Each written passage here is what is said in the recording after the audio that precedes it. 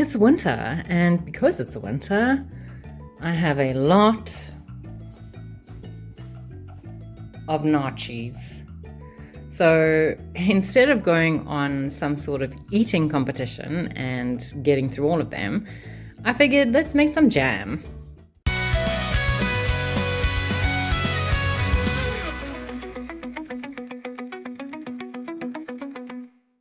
Hello, you gorgeous specimen. I hope that you are fine on this very bizarre day because it's a Tuesday again. And while the morning started off overcast and then we had rain and then the sun came out for a while, and I was like, why do the weather services keep lying to us? And now it's overcast again. But I digress. This is what you'll need. So basically, Naartjies, lemon juice, and sugar. But since Naartjies are an exclusively South African thing, you'll have to find a replacement. And let's get into it. So here I have the glass jar that I'm going to be using to put the jam into, boiling. It needs to boil for 10 minutes just to sterilize it. So let that do its thing. So the first thing we need to do is peel our Naartjies. Now, Naartjies are uniquely South African, and I think that's pretty cool. The rest of the world has things like mandarins or satsumas. I think it's mandarins. Yes, mandarins, satsumas, or tangerines. Americans call them easy peelers, but they can be easily peeling satsumas.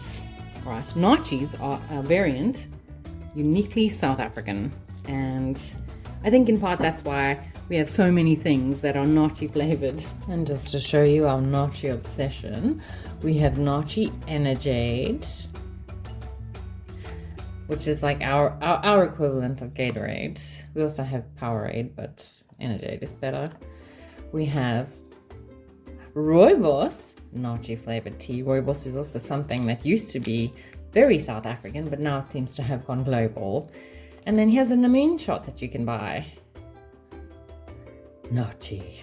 So, comes in all shapes and sizes. Let's try some of this tea. I usually, I know this is a kid's tea, but it's just because it's got a great flavor. So I'm going to try some of the Naartjie tea now. I usually get the strawberry and peach because, well, those flavors are fire. If I could get the tea bag out, that would be amazing.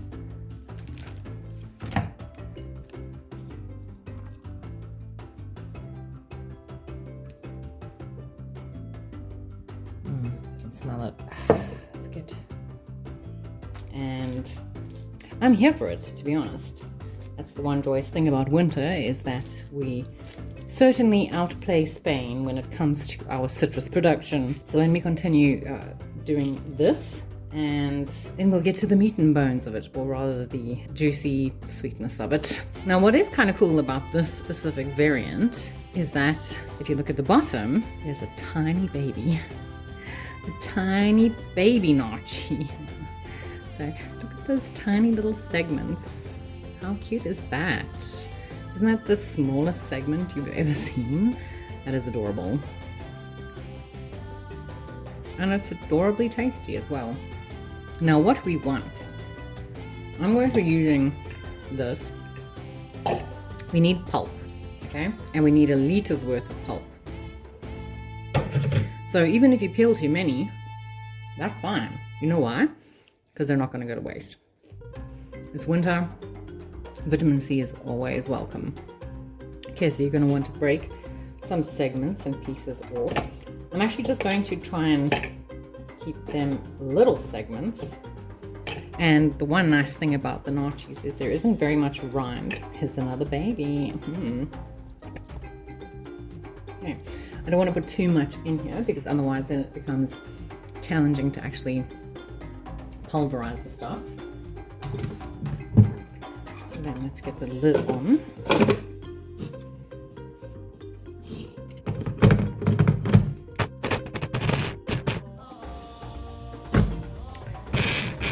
Well, I say pulp, but that's very liquid anyways. Let's have a look. Maybe a bit more.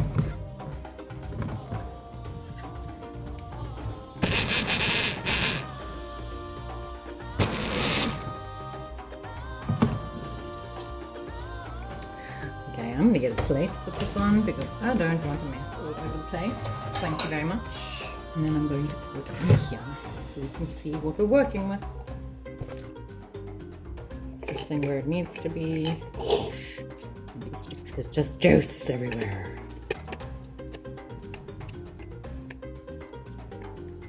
Another baby.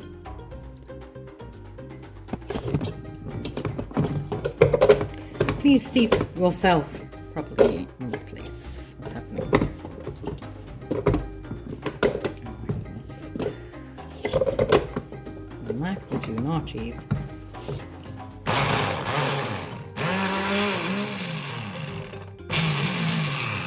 What is happening? Oh, we're not talking to one another here, guys.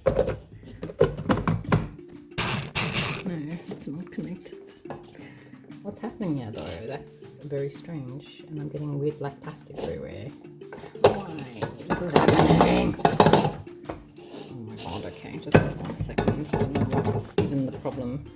I don't want microplastics. I don't want microplastics in the Naartjie Jam. Thank you. Why is this happening? Why does everything always happen on camera? Like, I've not even one time ever had a problem with this mixing thing. Brother.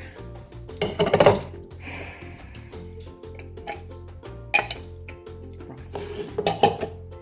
Let's try that again. This time without drama. All weird microplastics. That's so gross, dude. And now I need to wash my hand. Please.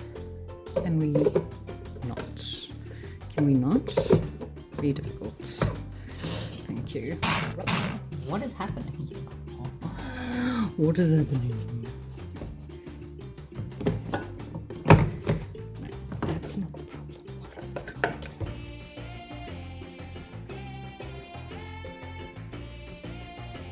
Then I guess the next thing that we should try is not that. I don't know why this failed so epically. But that's life. But maybe in this case it was just the universe telling me to do it a different way. That is good. Let's move that out the way. Alright, let's try that again. Oh my god.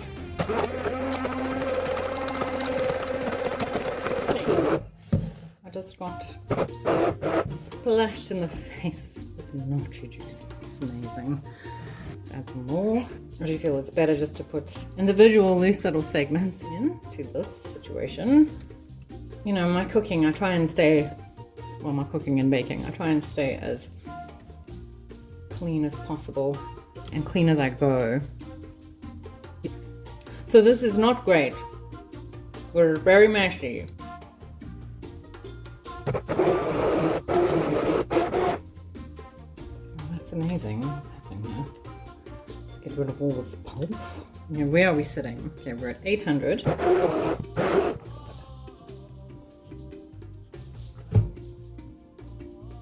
Alright, let's put a few more in. I'm eating all the babies today.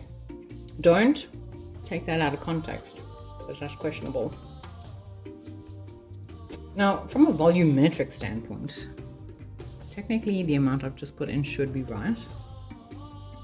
But let's see, I need to wash my hands again. And the only reason I said volumetrically is because if you look at the jug at the moment, granted this is causing a bit of displacement, but let's see.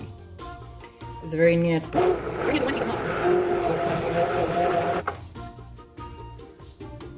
I mean, I think that's fine because it's it is basically on the 1 liter mark. Let's just not lose any of this gorgeous pulp. And since I'm holding the device, I'm not going to put my fingers on the inside in case I cut them off. So let's not do that. And I think that's that. Now I can actually turn this off and detach. That way we won't do anything silly. I say that. And it's already been a morning of shenanigans. Let's just get all this good stuff out of here. And the glass jar that was boiling is now done, so that can rest itself until all of this is done. And so then to a saucepan, we're going to add our gorgeous liter of Naartjie stuff. I mean, I feel that came out pretty clean. I'm going to put the dishwasher on because, yes, that's all I can say. Now I'm going to add to this 1.5 cups of sugar. That's about one. So 1.5. And the reason why I'm not too worried about the half is because you can also put 2 cups of sugar in. I just don't want it that sweet. And 2 tablespoons of lemon juice. So I'm just going to use an actual tablespoon. 1, 2, and let's squirt with luck. And look what I have. I have a new whisk. It's a little bit larger. That's what she said. Hey, that's what she said. We're going to put this on a medium heat. Yeah, let's see. So medium to low. I'm going to put my stove plate onto 4. It goes to 6. So I feel 4 is a happy medium.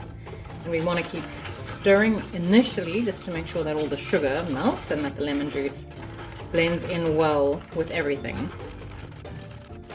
And then we're going to leave that because it needs to cook for about 30 minutes. So we'll be back then. And this is how it should be looking for the 30 minutes that it will be simmering. You see, it's not boiling, but there's this frothy stuff. And you do want to keep stirring intermittently, but I've still got 18 minutes to go. And now with this, the timer has gone off. So the next step is that we want to increase the heat just a little bit. And what we want now is to reduce this. So we've got a line of where our starting point was. And we want to reduce this down to half of its original volume. Okay, so I'm going to leave that on the stove now and up the heat a little. And once this is adequately reduced, in my case, mine is perfectly reduced, I will be removing it from the heat, and then you want to let it cool for a while before you bottle it. And now that the sterilized jar is dry enough, and I know this is not a metal lid, but it'll work all the same. We can pour or decant the jam, and what I'll tell you is it's not properly cooled yet, so it's still a bit runny, but it will thicken. This is what it's looking like. Maybe I should have reduced it a little bit longer. Yeah, it's still very warm. I mean, it's interesting because it doesn't taste like Naartjie, but it does have a citrusy flavor to it. I'm already thinking of ways I can use it, so let's just get it in here without messing. Oh my god, please. Alright, because why? Why wouldn't it just, you know? I don't know if I should keep trying. I'm like trying to funnel it.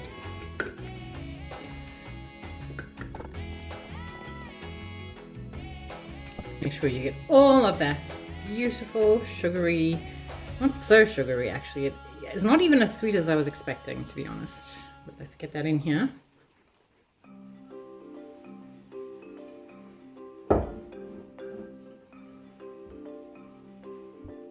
It smells a bit like marmalade, but thankfully it doesn't taste like it. Now, something I did make earlier were these hoe cakes. They're in another recipe though. Let's try some of this on one of these.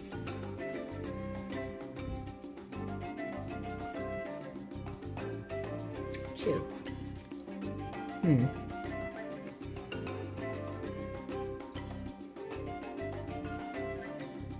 It's actually a good flavor. There is a bit of bitterness to it, which is interesting because I didn't put any rind in.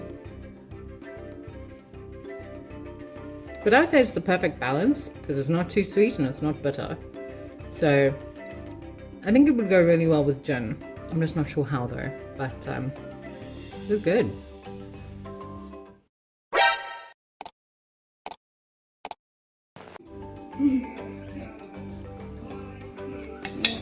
Don't put it back in. What do you think? I liked it. I'm gonna steal this. It's mine now. It's mine.